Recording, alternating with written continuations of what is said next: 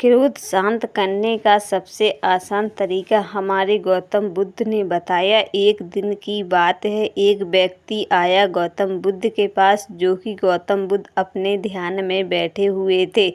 जब उस व्यक्ति ने गौतम बुद्ध को काफ़ी ज़्यादा बुरा भला कहा और काफ़ी देर तक बुरा भला कहता रहा, लेकिन गौतम बुद्ध ने उसकी बात का जवाब नहीं दिया और अपने ध्यान में बैठे रहे।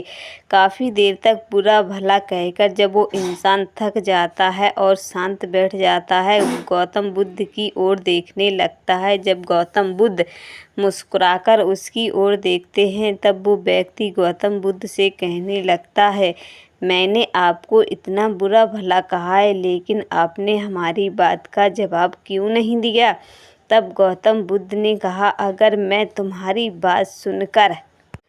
तुम्हारी बात का जवाब हम दे देते तो तुम्हारा क्रोध हमारे पास आ जाता।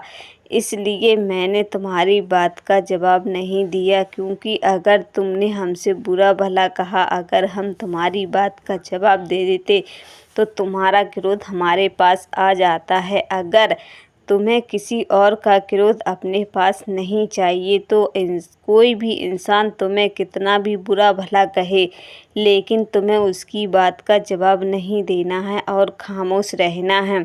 अपने काम पर ध्यान लगा लो और किसी की बात का बदल कर बात मत कहना। अगर किसी की बात का तुम जवाब नहीं दोगे तो किसी का क्रोध तुम्हारे पास नहीं आएगा।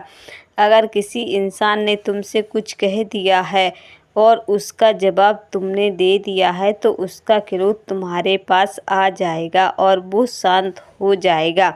फिर तुम काफ़ी ज़्यादा दूसरों से क्रोध करने लगोगे। इसलिए कहते हैं गौतम बुद्ध, अगर क्रोध को शांत करना है तो कोई भी इंसान कुछ भी कहता रहे, लेकिन उसकी बात का जवाब हमें नहीं देना है।